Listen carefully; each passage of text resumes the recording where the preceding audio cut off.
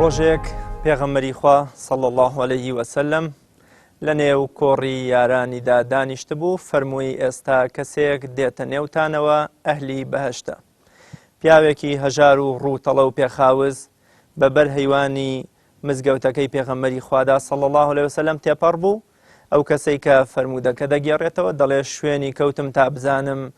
چ شتێک وای لێ کردووە کە ببێتە ئەهلی بەهەشت و پێغەمبەری خوا صلی الله علیه وسلم مژدەی بەهەشتی پێبدا. لەگەڵی ڕۆشتم و داوای ئەوەم لێ کرد کە ببمە میوانی و 3 ڕۆژ لەگەڵیدا هەستام و دانیشتم. نەمدی شتێکی جیاواز لە من و لە کۆی موسڵمانان ئەنجام بدا تا لە ڕێیەوە گومان بکەم ئەم کردەوە و سیفەتەی کردوویەتی ئەهلی بەهەشت. لە کۆتایی 3 ڕۆژەکەدا لێم پرسی ئەرێ کابرا تۆ چه کردەوەیە یا چ کارێکت کردووە تا بەهۆیەوە پێغەمبەری خوا صلی الله علیه وسلم بفەرمێت ئەم پیاوە ئەهلی بەهەشتە. ئەویش فەرمووی شتێکی وا شک نابم، بەڵام ئەوەی کە هەیە دەیزانم هیچ شەوێک سرم نەخستۆتە سەرسەرین ڕق و بوغزی موسڵمانێک لە دڵمدا مابێتەوە و فڕێم نەدابێ. ڕاویەکەش دەفەرمێت دەکەوایە ئەمە بۆتە هۆکار و پاڵنەر بۆ ئەوەی تۆ ببیتە ئەهلی بەهەشت. سڵاوتان لێ بێ بینەرانی عەزیز و خۆشەویست، خۆشحاڵم لە ئەڵقەیەکی تری بەرنامەی خەڵوەت لە خزمەت ئێوەی عەزیز و خۆشەویستدام. ئەڵقەیەم جارەی بەرنامەکەم نزیک دەبینەوە لە جەژنی پیرۆزی ڕەمەزان. خوای گەورە تاعات و عیبادەتی مانگەکەی لێ قبوڵ کردبێتین و جەژنەکەشمان لێ پیرۆز و مبارەک بکات و بیکاتە هەوێنی ئاشتەوایی و خۆشەویستی و محبەت لە نێوانماندا و بیکاتە هۆکاری تەبایی و یەکدەنگی و یەکبوونی ئومەتی موسڵمان. بۆ قسەکرد دەمەوێت لەم ئەڵقەی بەرنامەکەماندا باز لە دڵ و دەروونێک بکەین کە خوا و پێغەمبەر صلی الله علیه وسلم خۆشیان دەوێ و عورەفای ڕاستەقینەی ئێمە کاریان لەسەر کردووە بۆ ئەوەی بە دڵ و دەروونێکی خاوێنەوە بژین و ژیانیش بکەنە گوڵستانێ بۆ خۆیان و دەوروبەریان و بەو دڵ و دەروونە خاوێنەشەوە بگەڕێنەوە لای خوا. لەگەڵ زۆر بەڕێز جەنابی مامۆستا مەلا محەممەدی یوسف پسپۆڕی بواری ئەدەبیات تاوتوێی ئەم پرسە دەکەین کە بریتە لە دڵ و دەروونێکی خاوێن و خۆش ئەخلاقی و پەیوەندیەکی پڕ لە محیبەتی لەگەڵ بەندەکانی خۆیان. جەنابی مامۆستا زۆر بەخێر بی. خوا لە هەموو لایەکی ئینشاءالله قبوڵ بکە. ئامین یا ڕەبی. مامۆستا با سەرەتا لەوە دەست پێ بکەم قورئانی پیرۆز و فەرموودەکانی پێغەمبەری خوا صلی الله علیه وسلم گرنگیەکی زۆریان بەدڵ داوە. پێغەمبەری خوا صلی الله علیه وسلم دەفەرمێ لە لاشەی مرۆڤدا پارچە گۆشتێکەیە، ئەو پارچە گۆشتە باش بێ هەموو لەش باشە بێ، هەموو کار و کردەوە قسەکانی باشە بن و بە پێچەوانەشەوە ئەگەر خراپ بێ واتە بغز و کینە و ڕق و ڕقەبەرایەتی و ئەمانەی تیاجێ ببوویەوە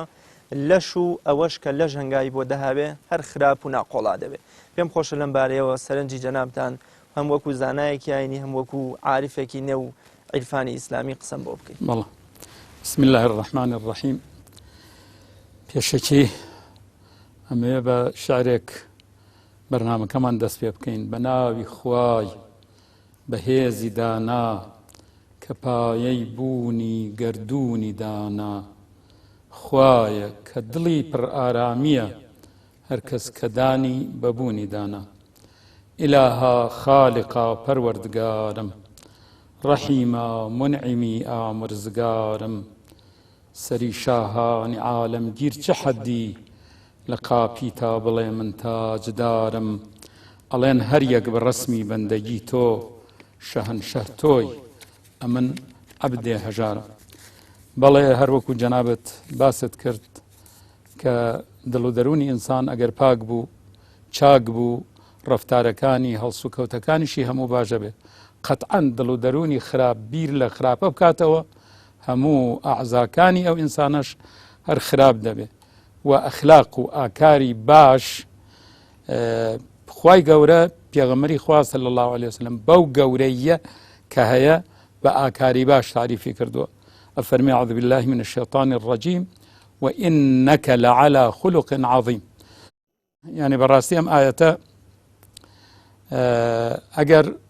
کەسێکی زۆر دەوڵەمەند زۆر دەسەڵاتدار بە کەسێک بڵێ فلانە کەس دەوڵەمەندە ئەبێ چەندێک دەوڵەمەند بێت. ئینسانی فەقیر توانێت بە ئینسانێکی هەژاری تۆزێ لە خۆی گەورەتر بڵێ دەوڵەمەندە، بەڵام ئەگەر کەسێکی زۆر دەوڵەمەند بە کەسێک بڵێ عەجەب دەوڵەمەندێکە ئەوە زۆر تاریف و پیاڵ خوێندنێکی گەورەیە. جا ولله المەثل الأعلى بەڕاستی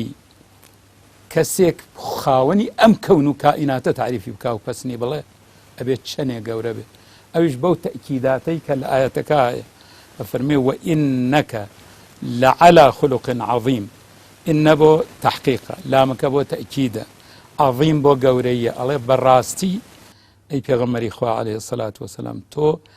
لەسەر ئەخلاقێکی گەورەی نافەرمێ ئەخلاقی گەورە تایە، های لە ژوور ئەخلاقی گەورەوە علوویەتێکت هەیە بەسەر ئەخلاقا کە بەڕاستی پێغەمبەری خوا صلی الله علیه وسلم ئەم پێناسەیە زۆر پێناسەیەکی گەورەیە. بۆ یەکانێ مەحویژ ئەڵێ چ مەدحێکە بگەم لایق بە تۆ یا خەیرە خەلقی الله منی بێ خێری نالایق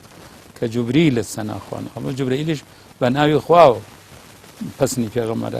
مدەڕیسیش فەرمێ بەسە بۆ سەنای ڕەسوولی کەریم وإنك لعلى خلق عظيم. بەڵێ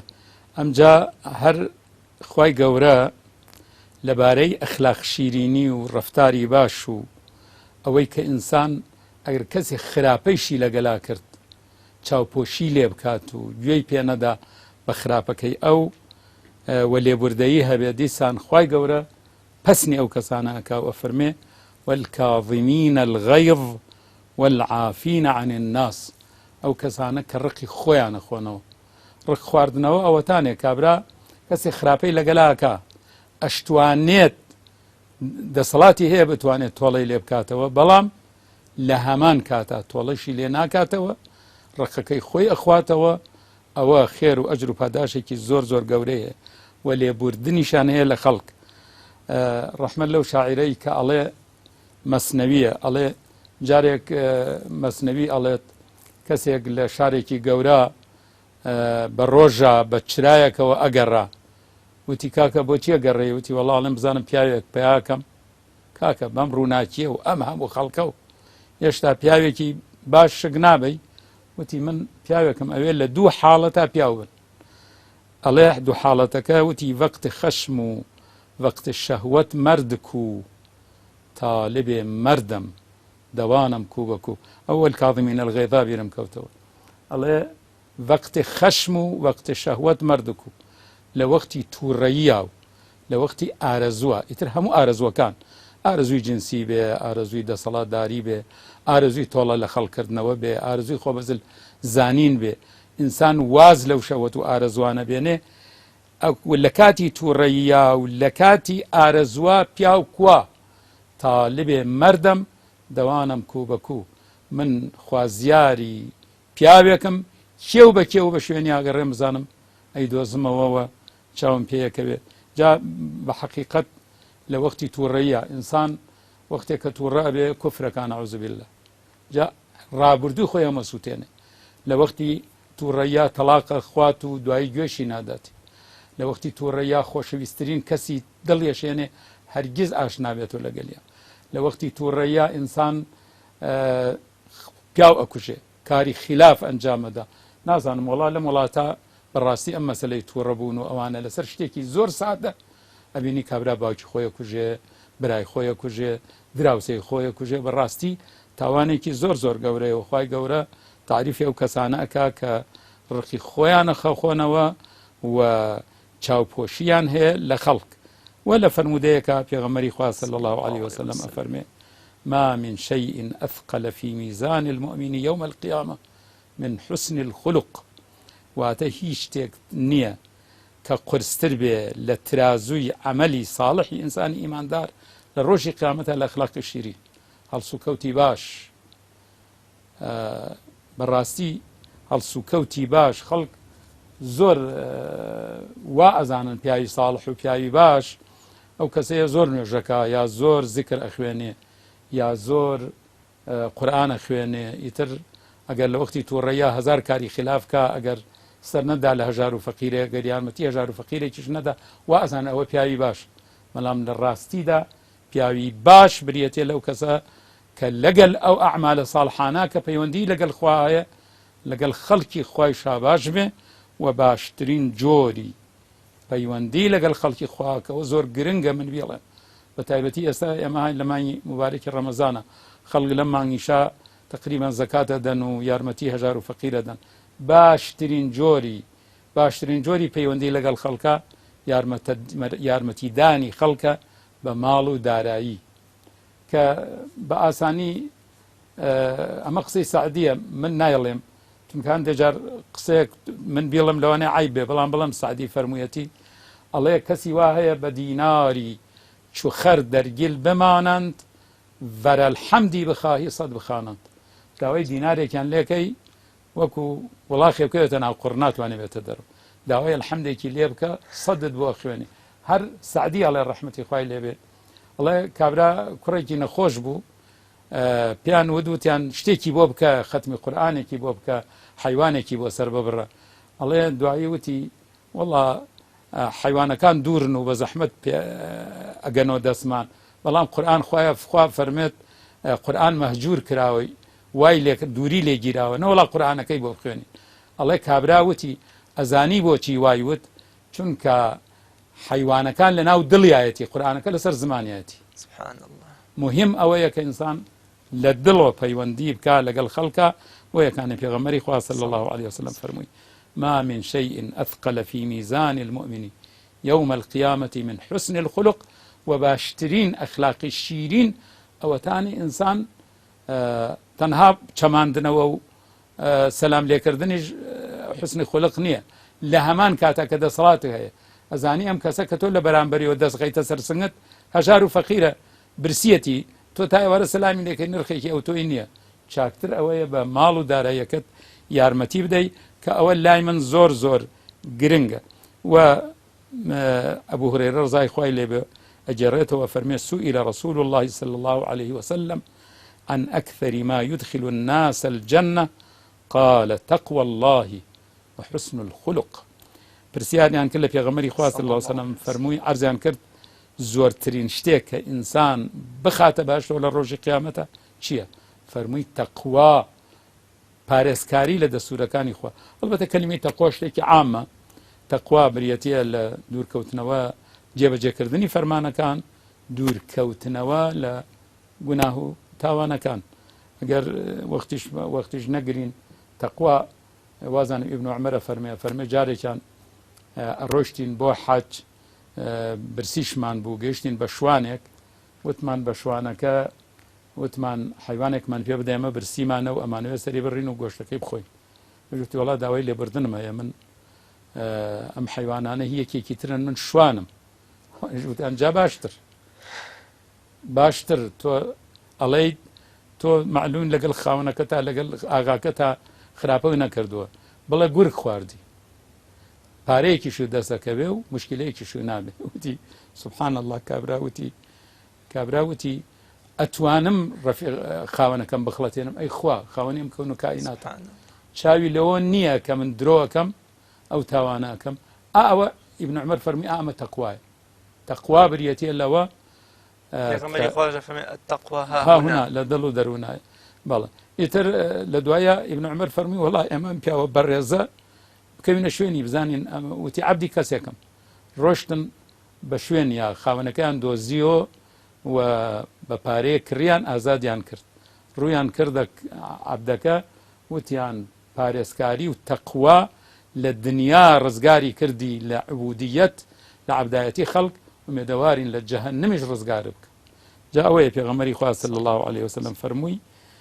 زۆرترین شتێک کە ئینسان ئەخاتە بەهەشتەوە تەقوى الله بە هەموو بابەتەکانی تەقواوە و حسن الخلق هەڵسوکەوتی باش ڕەفتاری باش کردداری شیرین لەگەڵ خەڵک. ئەخلاق چ پەیوەندێکی بە عیرفانەوە هەیە وەگەزانین کە باسی ژیان و ئەزمون و حتا بەرهەمی شاعیرانی بواری عیرفانەکەین ئەخلاقیان لێ چۆڕێ. ینی ئەبینی یەکێکی وەکو مەحوی بە ڕەحمەت ئەفەرمێ لە پاداشتی قسەی ساردا هەمە ئاهوو هەناسەی گەرم کەسێ شێتانە بەردەم تێگرێ من بەرقی تێگرم بەرقیش بەمانای ڕووناکردنەوەی ڕێی ئەو ینی جەنابیشت من لەوە چێ نمونەی ترت لابێ لە پێش ئاپرسم پەیوەندی نێوان ئەخلاق و عیرفان چییە یا عورەفای ڕاستەقینە چۆن لە ئەخلاق تێگەشتون و چۆن ڕەنگیان پێداوەتەوە لە ژیانەی کە ئەگەر عارفی حەقیقی ببێ بریەتیە لەو کەسانەی کە هەڵسوکەوتی زۆر باشیان هەیە لەگەڵ خەڵکە و خۆیان بە گەورە نازانن خۆیان بە بچوو کەزان و خەڵک بە گەورە بەداخەوە هەندێک بە ناوی عارف هەناڵێن خەڵک قەسوەتی هەیە و ئینسان ڕەفیقی بکات تووشی مشکلە ئەبێت و بەڵام ئەوەیە کە خۆی بەکەم بزانێ و خەڵک بە گەورە بزانێ هەر سعدیە گێڕێتەوە ئەڵێ پیاوێکی گەورە بوو شێخێکی گەورە بوو پیانە هەڵە خوێن باسییانە کرد ئەویش سەریدا خست بوو ئەی فەرموو من ئانەم کی خوددانم من ئەو کەسمە کە خۆم ئەزانم بەڵێ عیرفانی حەقیقی بریەتیە لە خۆ بەکەم گرتن خۆ بەکەم زانین و بەرامبەر بە گەورە زانین و دڵپاکی لەگەل هەموو کەسێکە نەک هەموو ئینسان بەڵکو لەگەل حیوان و ئەو شتانیشە جاگەر کاتەکەمان زۆر ئین نەگرین ئەمە مەشهورە کە هەمومان ئەو حکایەتەمان بیستووە کە خواناسێکی زۆر زۆر گەورە لە شوێنێکە ئەبینێ کابرای عەرەقی خواردووە و ڕشاوەتەوە بە بەدەنی خۆیە و کابراش ئەیناسێت پیاوە گەورەکە ئەڵێ بەخۆ ئەم پیاوە حەیفە فەقیرە ئاوا خەڵبێن و بەلایە و چاویان پێ بکەوێ و چی لێ بەسەر هاتووە لەبەر ئەوە ئەم کابرا عەرەقی خواردووە یەکێ لە گوناهە گەورەکانی ئەنجامداوە ئەم پیاوەی باتەوە ماڵی خۆیان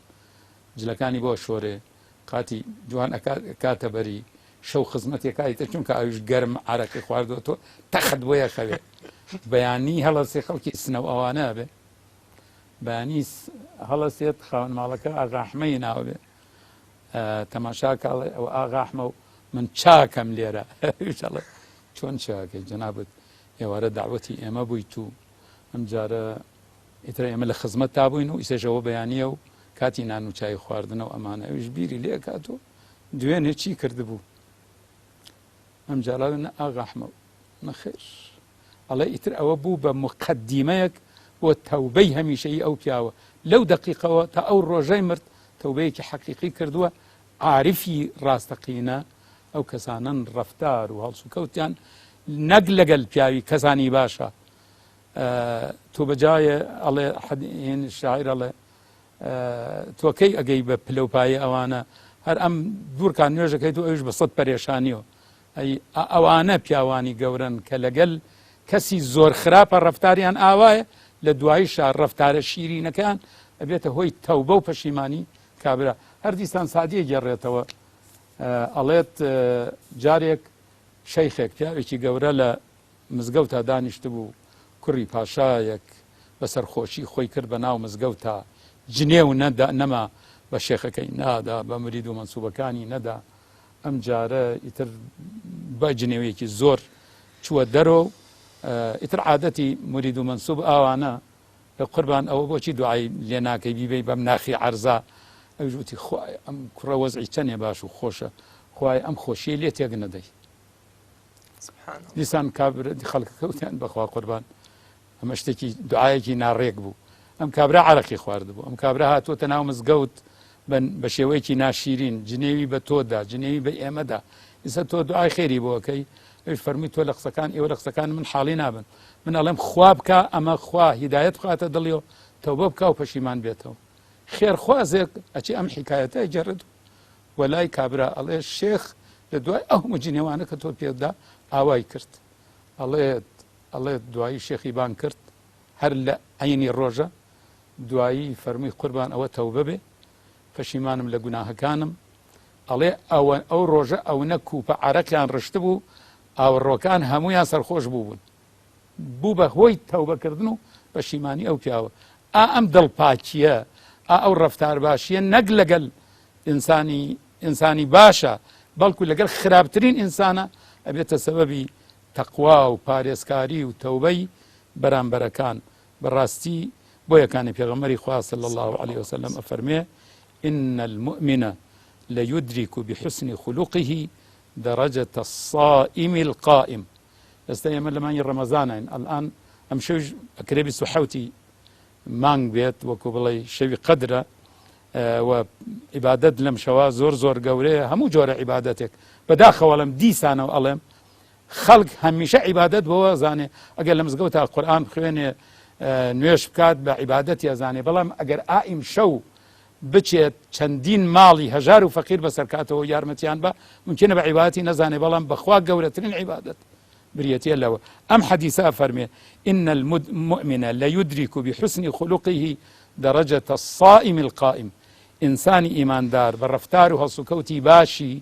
أقاتا بلي أو كسا كتواوي سال بالرجوة وتواوي شو نيجك يعني كسيك ببي تواوي سال بالرجوة بي تواوي شوكان شو نيجك كسي هلسو كوتي باش بي رفتاري باش بي دلي باق بي ولا قل هجار فقيرا باش بي پلوپایەکەی گا بە پلوپایی ئەو کابرا پێغەمبەری خوا صلی الله علیه و سلم فەرمێ ڕاپەڕاندنی کاروباری مسلمانێکم لە 60 ڕۆژ عیبادەت لە مزگەوتەکەی خۆمان بەلاوە جاوەڕە عیبادەتی پێغەمبەری خوش بێ و صلی الله علیه و سلم لە مزگەوتەکەی خۆشییا بێ باڵێ ڕاست ئەوەیە خوای گەورەش ئەفەرمێ کون عیباد الله ئیخوانە ئەی بەندەکانی خوا برای یەکتری بن ئولفەت و پەیوەندیتان بێن لەگەڵ یەکتریە جا بەداخەوە خەڵک لەگەڵ برا حقیقەکەی شایستە فنا بەخوا چاکی ناکات من بعضێ جار شت یە بە دڵما کەس هەیە کە کەسوکارێکی زۆر نزیکی هەیە زۆر نەخۆش و هەژارە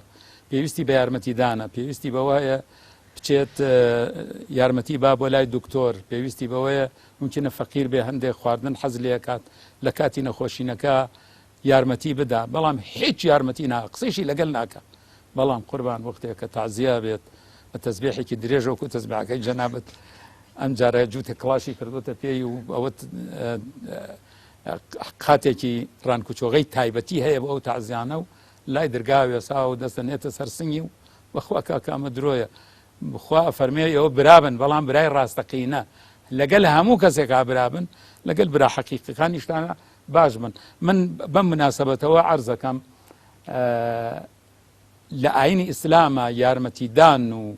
بەسەرکردنەوەی خزم و کەسوکار زۆر گرنگی پێدراوە بەڵام ئێمە عادەتمان وایە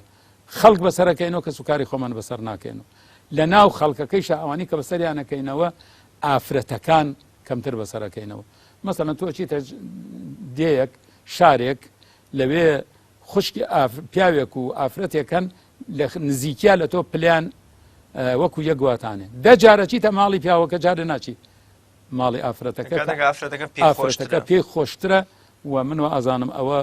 ئامۆژگاریمە بۆ خۆشم و بۆ هەموو کەسێک کە زۆر گرنگی بدەین بە یارمەتیدان و بەسەرکردنەوەی خزم و کەسوکارەکانمان لە وەختی هەژاری فەقیریە بە تایبەتی بەشی ئافرەتەکان مامۆستا بەرەو جەژنی پیرۆزی ڕەمەزانە چین جەژنیش هەوێنی دڵ و دەروونێکی خاوێنە ینی بە جۆرێ لە جۆرەکان جەژن دەیەوێ سەرلەبەری بغز و کینە و ڕق لە دڵمانە دەرکێشێ و دڵمان وەکو مامۆستا سەعیدی نورسیە فەرمێ ئێمە گیان فیدای خۆشەویستین کاتی دوژمنایەتی کەسمان نییە یا ڕابعی ئەدەویە فەرمێت دڵم ئەوەندە پڕ لە عەشق و محەبەتی خوایە جێی ڕقی هیچ مرۆڤێکی تیان نابێتەوە تەنانەت بە نەیارەکانی خواشەوە مەبەستمەوەیە تا چەند پێویستە ئێمە لە جەژنی پیرۆزی ڕەمەزانە ئەگەر بۆنە پێشمان نەکرێ سەردانێکی درێژ بکەین یا بۆنە خێر و خێرات و یارمەتیدان و دەستگیرۆی خزمەکانمان بکەین زەردەخەنە وەکو پێغەمبەری خوا صلی الله علیه و سلم فەرمێ خێرە کەلیمەی طەیبە خێرە سەردانکردن و تەوقەکردن خێرە تا چەند پێویستە لەم جەژنەدا ئاوێک بە ئاگری بغز و کینەی دڵمان نابکەین و محبەت و خۆشەویستی بڕوێنین و ببەخشینەوە والله هەر لەم بابەتەوە پێغەمبەری خوا صلی الله عليه وسلم فەرمێ نەکە لە کاتی جەژنە أفرمي تفتح أبواب الجنة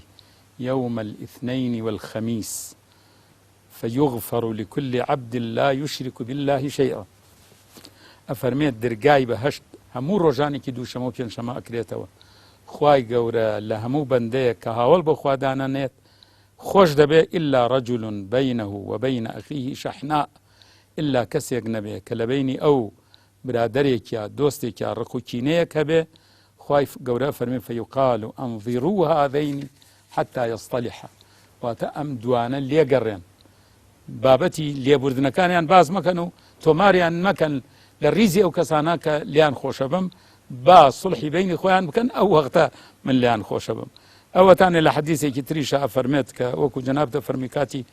نزيكي رمضان ونزيكي ججنا وكو وثمان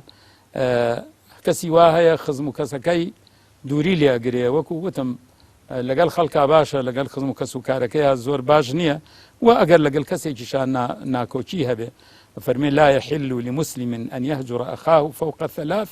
فمن هجر فوق 3 فمات دخل النار حەڵاڵ نییە بۆ مسلمانێ دووری بگرێ لە کەسێ لە مسلمانێ لە 3 ڕۆژ زیاتر بۆ یەکانە فەرمێ 3 ڕۆژ زایرە ئینسان زۆر جار تووڕە ئەبێ ئەکرێت ئەگەر لە 3 ڕۆژ زیاتر تووڕە بووی ترەوە خراپ ئەفەرمێ فمن هەجرە فوق 3 فمات دخل النار هەر کەسێ دووری بگرێ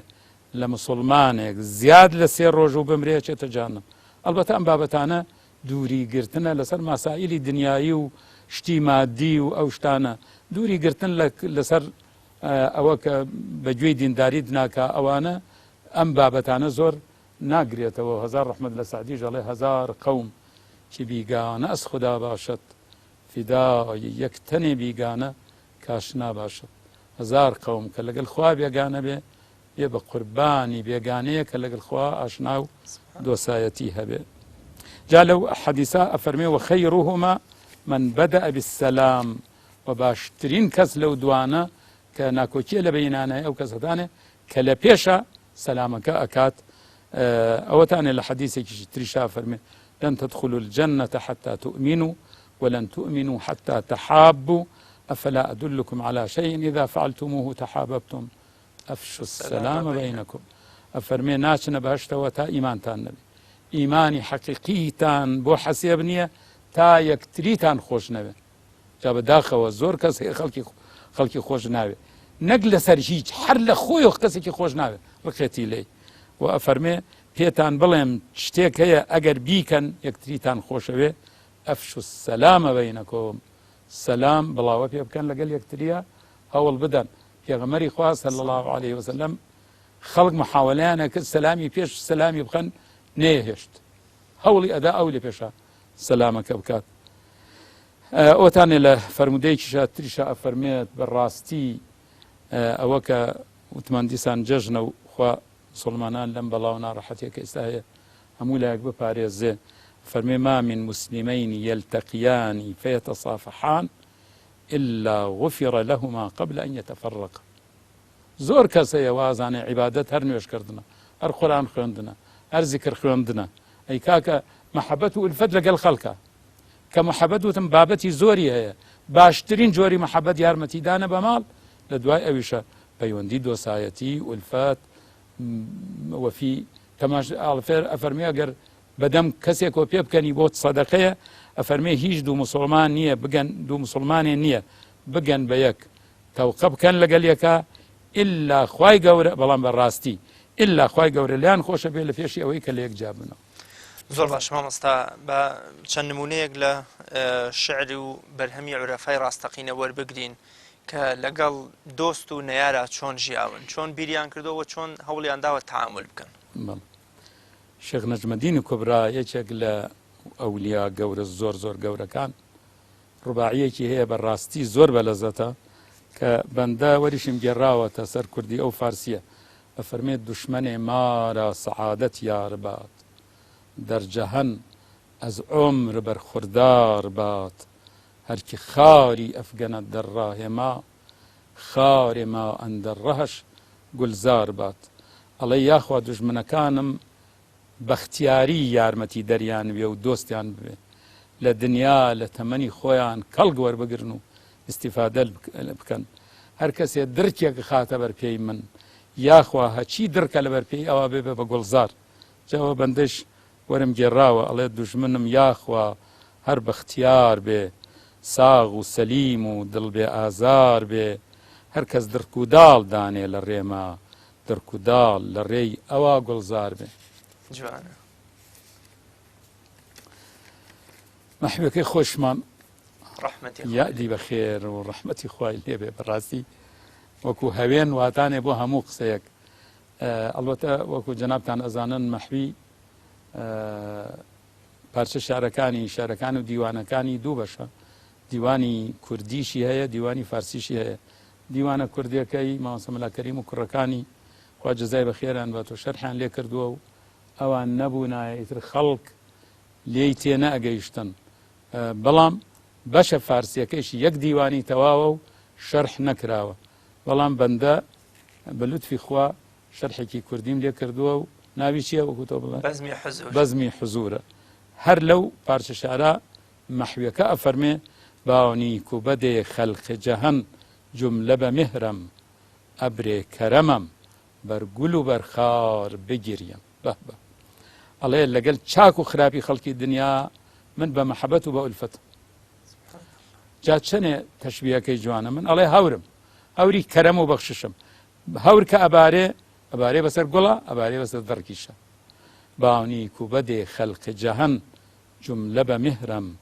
ئەبرێ کەرەمەم بەرگول و بەرخار بگیریم. ڕەحمەتی خوای لێبێ. ئامین. زۆر باشە مامۆستا. باسێک لەوە بکەین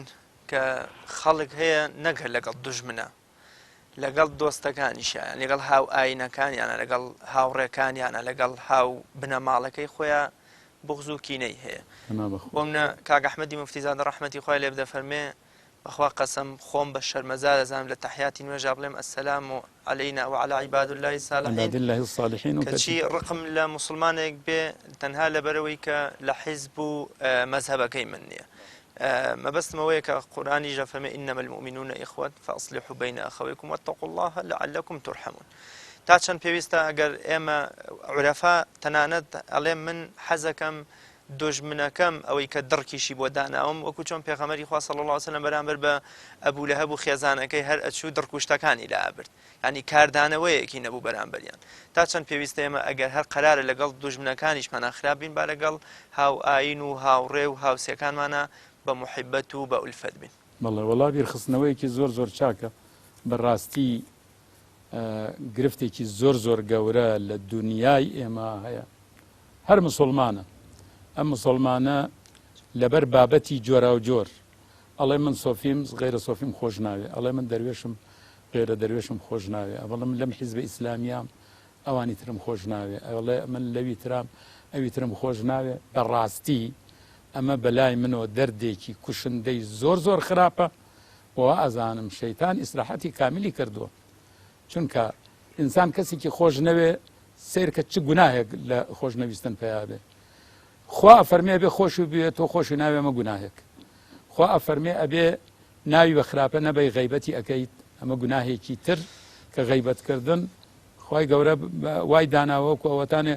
گۆشتەکەی بخۆی، لەبەر ئەوە چونکە لەبەردەستان نییە دیفاع لە خۆی بکات بە ناحەق ئەچی بەسەریە. ئەوەش گوناهێکی تر. گوناهی تر ئەوەیە ئەبێ مسلمانان پێ خۆش بێ ئیسراحەت بکەن، هەموو دەستکەوتێکیان هەبێ. وەختێک کەسێک خۆش ناوێ حەزەکەی کز و زەلیل بێ، حەزەکەی نەخۆش بێ، حەزەکەی دەردەدار بێ. ئەگەر شتێکی لەسەر بێ بەسەرا بێ ئەبێ بڵێ ئۆخەی پەنا بخوا. ئەمیشە گوناهێکی تر. بۆ یەکانی ئەڵێم شەیتان ئیسراحەتی کردووە. ئەمجا ئەگەر زیاتر و زیاتر تاوانەکە گەورەتر بێ ممکنە هەوڵ بدا بەرامبەرەکەشی بکوژێ، گوناهێکی تری گەورەتر. بەڕاستی ئەمە بیرخستنەوەیکی زۆر چاک بوو. بیری خۆمان و هەموو کەسێکی خەینەوە کە واجبی هەموو مسلمانێکە خۆش بێ، هەموو کەسیش بێعیب نییە. ئەی الرجال المهذب عەرەب و توێتی لە شعرەکەش کەسێک گەڵێ کێ هەیە پاڵفتەی تەواو بێ، کێ هەیە عیبی نەبێ. بۆ من و تۆ خۆمان عیبمان نییە وابزانین ئەبێ خەڵک ئەبێ عیبی نەبێ، خەڵکیش عیب بکاکە. و تۆ بڵێ وەکو چۆن من دەسەڵاتم نییە چارەسەری عیبەکەی خۆم کەم، ئەویش چارەسەری بۆ ناکرێ. دوعای بۆ بکە خوای گەورە عیبەکەی خۆیشت و ئەویش لابە و دوعایش بکە کە هەردوو لاتان بەرەو ڕێگای خواناسی بڕۆن و شەیتان خەجاڵەت بکەن کە ئەو پێی خۆشە دوژمنایەتیتان ببێ و پێی خۆشە ئەو هەموو گوناهە ئینسان توش ببێ بەهۆی ئەو ناخۆشەویستی برای مسلمان کە سوکاری مسلمان. ئێمە نەک مسلمانان ئەبێ ئاوات و ئارەزوومان بێ کە هەموو عیزەت و حرمەتێکیان دەستکەوێ، ئەبێ ئاوات و ئارەزووشمان بێ کابرای کافر بە زەییمان پیا بێتەوە، بڵێن خوا هیدایەتی بە خوا تەوفیقی بە، نەک ڕخمان لێی بێ. حتا بۆ ئەوانیش ئەسڵ ئەوەتانێک کە ئێمە خۆشمان بوێن داوای هیدایەت و تەوفیقیان بۆ بکەین. زۆر باش مامۆستا، من پێش بەرنامەکە ویستم سەربەخۆ بچینە خزمەتی یەکێ لە شەعرە جوانەکانی شاعیری بەسۆزی کورد مەولەوی تاوگۆزی کە سکاڵا و دەردەدڵ و خەمو خەفەتی مانگی شەوالە کە ڕەمەزان ڕۆژێکی گەورەی لێ وەکوڵێ داگیر کردووە. پێم خۆشە دەقەکە بخوێنیتەوە پاشتر بۆمان ڕاوەکەی کە مەولەوی بە زمانێکی قوڵ و قورس بە هەورامیانە ئەم شیعرەی لە گەورەی ڕۆژی جەژنی پیرۆزا وتووە. ڕاستی ڕوباعیەکی چوارێنەیەکی زۆر خۆشە. ئەفەرمێ ڕەمەزان طلوع صبح شاییشن شەوال شام شوم نامراییشن غڕە غڕەی ئەو سەفاش پەی غەیرێ ئازیز ئازیز من وەفاش پەی غەیرێ. ئەفەرمێ ڕەمەزان بەیانی ڕۆژی ئەوەڵ ڕۆژی شەوال تلوعی بەیانی شادی ڕەمەزانە. شەوال بەڵام شەوال ئێوارەی شەوال بەوبەختی و بە ئومێد نەگەیشتنیەتی شەوال شامی شوم نامرادیشن ئێوارەی بەوبەختی و بە ئاوا نەگەیشتنیەتی. بۆچی؟ چونکە غڕە غڕەی ئەو سەفاش پەی غەیرێ. ئەڵێن ئەوە ئیمڕۆ ئەوەڵی شەوالە کەچی خۆشیەکەی بۆ کەسێکی ترە کە ڕەمەزانە ئەڵێن جەژنی ڕەمەزانە. ئەمە وەکو چی واتانێ؟ وەکو ئەوەتانێ من خۆشەویستێکم هەیە من خۆشمەوێ کەچی لەگەلێکی ترا بە وەفای ئازیز ئازیز من وەفاش پەی غەیرێ. بەڕاستی زۆر بەقووەتە. دەقێکە جارێکی ترە خوێنمەوە و ئومێدەوارم خەڵکیش باش لێ تێبگەن. ڕەمەزان طلوع صبح شاییشن شەوال شام شوم نامراییشن غڕە غڕەی ئەو سەفاش پەی غەیرێ ئازیز ئازیز من وەفاش پەی غەیرێ. فەرمێ طلوعی ڕەمەزان ڕەمەزان طلوع صبح شاییشن. زۆر شارەکە قوڵە کاتی بەیانی زۆر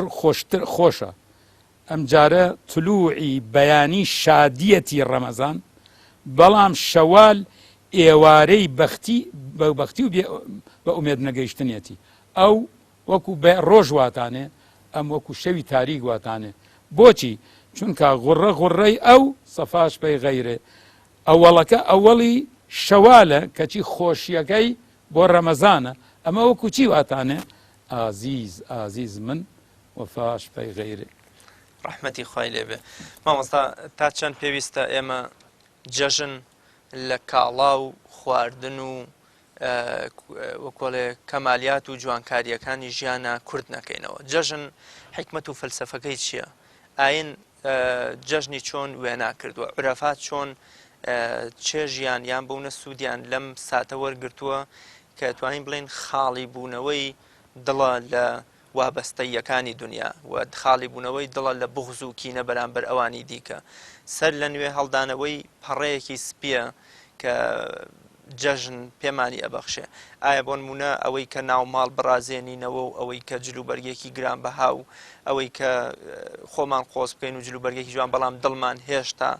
ژەنگی گوناه و بغز و کینەی تێدا بێ، ئایا ئەمە حکمت و فەلسەفەی جەژنە؟ نەخێر. جارێ ئێمە لە جەژنی واقعی و دینی ئەمە دوو جەژنمان هەیە.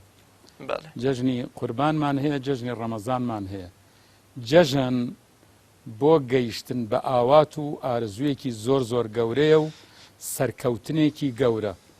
لە جەژنی قوربانە حاجیەکان کە یا مسلمانان خۆیان حاجین یا نوێنەری حاجیەکان ڕۆشتون و زەحمەتێکی زۆریان کێشاوە و حەجیان کردووە و دوعاشیان کردووە بۆ باقی مسلمانان و ئومێدەوارین و ئومێدەوارن ئەوان کە خوای گەورە هەر لە هەموو مسلمانان خۆش بوو بێ بە بۆنەی حەجەکەی ئەوانەوە. کەوابێ ئێمە کە جەژنی قوربان ئەکەین جەژنی ڕزگاری و سەرکەوتنی خوشک و براکانمان ئەکەین کە توانیویانە حەج بکەن و توانیویانە لە گوناه و تاوانەکانیان پاک بنەوە، ڕزگاریان ببێ لەو گوناهانە و ئینشاء الله بەو پاکیەوە ئیتر هەر بمێننەوە، چونکە حەجی واقعی ئەوەتانێ ئیتر تووشی گوناهەکان نەبنەوە. ئەوە ئێمە شادی ئەوانەکەین. فەئەمما لە جەژنی ڕەمەزانە، جەژنی ڕەمەزان بەڕاستی مانگی ڕەمەزان مانگێکی قورسە. یانێ ئێمە ئەلحەمدولیلا موسڵمانین، ئەجینا کەسێکی ناموسڵمان بەیانی تا ئێوارە بیگرێرو لە خواردن کەسێکی نامسڵمان بی بە تەراویحێکی پێ بکە وڵی پشتێشتێ بەڵام ماشا ئەله ئینسانی مسلمان یەک مانگی ڕەبق بە ڕۆژە لە ئارەزواتەکانی خۆی دووری گرتووە حەزەکە ئاو خواتەوە نایخواتەوە حەزەکە خواردن بخوا نایخوات هەروەها شتانی تریش غەیری تەنها خواردن و خواردنەوە نییە ئەبێ ئینسان ڕمانی ڕەمەزان بکاتە مانگی پەروەردەکردن مانگی دەورەیەک بۆ ئەوە کە ئینسان بە پاچی تەواوی ساڵ بمێنێتەوە و لە مانگی ڕەمەزانە ئینسان ئەو کارە باشانەی ئەنجام داوە نوێژی کردووە تەوبەی کردووە ڕۆژووی گرتووە و لە حەدیسا ئەفەرمێت کەسێکە ئەفەرمێ قورئانی خوێندووە ئەفەرمێ ڕۆژوو قورئان خوێندن تکا ئەکەن بۆ ئینسان لە ڕۆژی قیامەتە قورئانەکە ئەفەرمێ خوایە ئەم کەسە لە شەوە لە تەراویحەکان یا خۆی قورئانی خوێند یا گوێی لە قورئان خوێن ئەگرت و من بکە بە تکاکاری و عەفی بکە ئەفەرمێ خوای گەورە قورئان تکاکەی قورئانەکە قبوڵ ئەکا و ڕۆژووش عەرزی خوا ئەکا خوایە ئەم کەسە لەبەر خاتری دیفاع من ئەوەی کە من چیت لەسەر واجب کردووە بۆ من ئەنجامی بدا وای کردووە ئەوە بە ڕووسوری کارەکەی ئەنجام داوە دەی من بکە بە تکاکاری ئەفەرمی ئەویش تکاکەی قبوڵە بێ یانە ئینسانی مسلمان لە ڕۆژی قیامەتە قورئان و ڕۆژوو تکای بۆ ئەکەن و لە عەزابی خوا ڕزگاری ئەبێ و لە درگای ڕەیانەوە ئینشاءڵڵا ئەچێتە بەهەشت کە ئومێدەوارین ئێمە هەموو لایەکمان لەو کەسانە بین جا جەژنی ڕەمەزان جەژنی شادی ئەو بە ئاوات گەیشتن و ئەو لێبوردنی خوایە بۆ ئینسانە مسلمانەکەیە وەکو جەنابتە فەرمووی ئیتر باقیەکانی تری بەڵێ خۆ چاگوایە ئینسان جلوبەرگی جوانش لەبەر کا و چاگوایە خواردنی خۆشیش بخوا بەڵام بۆنی خۆشی لە خۆی بدا بەڵام ئەوەت هەموو شتەکە نییە گرنگیەکەی ئەوەتانێ شادی بکەین بۆ ئەو چاکەیە کە بۆمان کرا و ئەنجامماندا و مهمتریش ئەوەیە کە هەوڵی ئەوە بدەین بەردەوام بین لەسەر ئەو چاکەکردانە پێنج فەرزە جەماعەتەکانمان نەفەوتێنین من ئەڵێ مەگەر ئینسان بیتوانایە ئەو 11 ڕکعاتەی کە ئێستا وەکو تەراوی ئەنجامێدەین لە تەواوی عومرمانە بە شەوە هەڵساینایە پێش نوێژی بەیانی 11 ڕکعات نوێژمان کردایە و ئاخرەکەیمان بە وەتر کۆتایی پێبهێنایە و ئەمەشمان بەردەوام بوایە و تا کاتی خۆی تا مردن وەکو شاعیر دەربارەی شەو نوێژ ئەڵێ شەبخیز که عاشقان به شب راز کنند گرد در و بام دوست پرواز کنند هر در که بود به شب در بندند الا در دوست که به شب باز کنند الله شەو هەڵسە کە عاشقان نهێنی خۆیان لای خۆشەویستەکانیان باسەکەن بە دەوری ماڵی دۆستەکانیانە ئەسوڕێنەوە حەچی درگایە بە شەوە داخرێ ئللا درگای خوا نەبێت کە بە شەوە ئەکرێتەوە کە شەون خەڵوەتەن ماڵ بێ ئەغیارن عالەم گروتەن دۆست خەوەردارن یەکێک لە چاکان لێ پرسن لە دوای مردنی خوای گەورە چۆن معاملەی لەگەلا کردی ئەو هەموو عیبادەتە ئەڵێ هەرچێکم کردبوو ئەو نرخەی نەبوو تەنها ئەو دوو ڕکاتانە نەبێت لە تاریکایی شەوە و کەس پێی نەزانی بووم ئەوە بوو بە سەبەبی ڕزگاریم ئینشاءڵڵا ئینسان بتوانێت ئەو شتانەی کە لە مانگی ڕەمەزانە فێر بووە بەردەوام بێ لەسەری و دوای مانگی ڕەمەزانیش ئینشاءڵڵا لەسەری بێ واعبد ربك حتى يأتيك اليقين زۆر باشە مامۆستا بێگومان وەکو جەناب دەفەرمووی ڕەمەزان و جەژن فێری ئەوەیان کردین کە خۆپەرز نەبین بە تەنگ ئەوانی ترەوە بین حتا تەنان لەوە یەکێ لە حیکمەتەکانی دانانی سەرفیترە ئاگابوونە لەوانی دیکە جەنابەت لە یەکێ لە وعزەکان تا ئاماژە بۆ دەکەی کە خۆراسانی ئێران ڕزگارەکرێت ئێرانیەکان ئەو کاتەژەر عاقڵ و پێشکەوتوم و شیرینیەکیان هەبوو بە ناوی فالوودە زۆر خۆش و عەجیب بووە هەندێکی بە سوارێگە نێرنەوە بۆ خزمەتی ئیمامی عومەر ڕەزا ڕەحمەتی خوای لێ بێ کە ئەیخوا زۆر بە چێژ و بە تامە بێ بەڵام دەڵێ هەتا ئایا ئەو خەڵکی تر خەڵکی هەژار هەموو ئەندامانی ئومەتەکەم ئەتوانن بیخۆنیانە وەکو مەسئولەکانی ئێستا ئەڵێن نەخێر تەنامە ئەشرافەکان و دەسەڵاتدارەکان دەفەرمێت دەی منیش هەتا وەکو ئەوان نەیخۆن پێم حەرام بێ مەبەستمەوەی تا چەند ڕەمەزان و جەژن پێویستە فێری ئەم دابەشکردنی خۆش و چێژەمان بکەن کە ئێمە تەنها لە خەمی خۆمانە نەبین بە تایبەت هەوڵ بدەین لەم چەند ڕۆژە سفرەی هەژارەکان بێباوکەکان خەڵکێکە نەبووە ئاوەدام بکەینەوە زەردەخەنە و خۆشیش بخەینە سەر لێبیەوە. بەڕاستی بیرخستنەوەکە بیرخستنەوەیکی خۆش بوو و چاک بوو و من زۆر گرنگی بەو بابەتە ئەدەم، یان من پێم وایە کە ئیسلام زۆر گرنگی بەم بابەتە داوە. بەڕاستی چەندێک ناخۆشە تۆ باشترین خواردن باشترین جلوبەرگ بۆ مناڵەکانە باشترین خواردن لە ماڵە بخۆی کەس ببێ من لە گرتە ڤیددیۆییەکە چەند جار لە مناڵێکە پرسن تو حەز لە چیەکەی ئەڵێ لە گۆشت، چەند جار بۆی تکرارەکەنەوە ئەڵێ لە گۆشت، لە مناڵێکە پرسن ئەڵێ چەند مانگە گۆشتم نەخواردووە. یانێ بەڕاستی گەورەترین عیبادەت بریەتیە لەوەی کە ئینسان بەهانای هەژار و فەقیر و ئیمانی نییە کەسێک خۆی تێر بێ دراوسێکی سەر بێت. زۆر باش مامۆستاگیان کۆتا قسەی جەنابەت لە گەورەی جەژن حیکمەتی جەژن ئەوەی کە من نەمپرسی بە پێویست بکات جەنابەت ئاماژەی بکەین بیکەینە کۆتایی بەرنامە. وەڵی خۆ هەموو شتێکمان وتووە جارێکی تریش تەکید ئەکەینەوە لەسەر ئەوە. جارێ ئەوە من بەنسبەتی خۆمە ئەوەم لەبیر چوو کە پێویستە کە هەمومان بە تایبەتی من لە ڕێگای ئەم بەرنامەیەوە داوای گردن ئازاییەکەم لە هەموو ئەو کەسانەی کە ڕۆژێ لە ڕۆژان من بە خزمەتیان گەیشتوم یا احتیمالاً ماف و حەقێکیان بەسەر منەوە بێ داوای لێبوردنیان لێ ئەەکەم و ئەلحەمد لله لە دڵ و دەرونی منە ڕقوچینە نییە نسبەت بە هیچ مسلمانێکی ئەم سەر ئەرزە لە خوای گەورە بە زیابێ کەس وایە کەس بووە هەوڵی ئەعدامکردنی داوم گردن مازا کردووە. ئێستا من کەسێک نییە کە ڕقی لە دڵما بێ و بڵێم حەز بکەم خوا تووشی مشکلە و گیر و گرفتێکی بکە. ئەوە یەک و من دیسان هەر لە ڕێگەیم بەرنامەیەوە چونکە بەڕاستی ئەوە بەزمی کۆرۆنا و تەرتیباتە ممکنە نەتوانین من مشکلەی تریشم هەیە قاچ و قوڵی مێشێ و پشتی مێشێ و ینی بە حەقیقەت ناتوانم بە ناو خزم و کەس و کارەکانە بگەڕێم. بەڵام هەر لە ڕێگەی ئەم بەرنامەوە جەژنە پیرۆزەم هەیە بۆ هەموو ئەو کەسانەی کە ڕۆژێ لە ڕۆژان من بە خزمەتیان گەیشتوم و بەم شیعرە داوای جەژنە پیرۆزیان لێ ئەەکەم. ئەی ئازیزانی دڵپڕ لە ئەوین دڵسۆز بۆ خوا و بۆ دین و بۆ ژین خوشک و برایان دۆسانی دڵسۆز سڵاوتان لێبێ و جەژنتان پیرۆز. جەژنی جەنابیشت پیرۆزە مامۆستاگیان سڵاو لە جەنابیشتان ماندوومان کردی و زۆر سوپاس دەکەین. خوای گەورە دڵ و دەروونمان خامێن بکاتەوە و جەژن بکاتە وێستگەی بە خۆدا چوونەوە و ئاشتەواییەک بۆ هەموو ئومەتی ئیسلامی و کوردستانی خۆشمان بەتابێت. زۆر سوپاس. جارێکی تر من ئەمە تەکی دەکەمەوە ئێستا ئێمە خەریکی قسەکردن بووین ممکنە کەسێک واتە سەورکە کە ئەوای ئێستا ئێمە لە مزگەوتێکا خەریکی قورئان خوێندن بووینایە وان نەزانرێت کە ئەم قسە باشانە کە کردومانە ئەمە خۆمان بەگوێ خۆمان بکەین و بیدەین بە گوێی خەڵکی شاو خەڵک بە گوێمان کەن. ئەو ژێکێکە لەو عیباتەتە گەورانە کە لەم شەوە إن شاء الله خوای گەورە بۆمان بنووسێ بفضل ورحمة خوي. ربنا هذا ذلنا ظاهر بين يديك وحالنا وأملنا في الدارين لا يخفى عليك ولا نحب بث الشكوى إلا إليك وأنت أغنى الأغنياء وأكرم الأكرمين ونحن أفقر الفقراء وأحوج المحتاجين فأعطنا سؤلنا ولا تجعلنا من الخائبين ولا تطردنا من باب رحمتك يا أرحم الراحمين وصلى الله وسلم على سيدنا محمد. بەڵێ خۆشەویستان و ئازیزانم بە ئومێدی ئەوەی ئەو دڵ و دەروونە خاوێنەی کە لە بەرنامەکەدا ئاماژەمان پێ کرد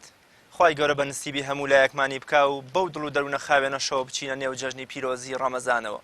بەم شێوەیە هاتمە کۆتا یەڵقەی ئەم جارەی بەرنامەی خەڵوەت تا بەیگەشتنەوەیەکتر لە پەنای خوادا بن خواتان.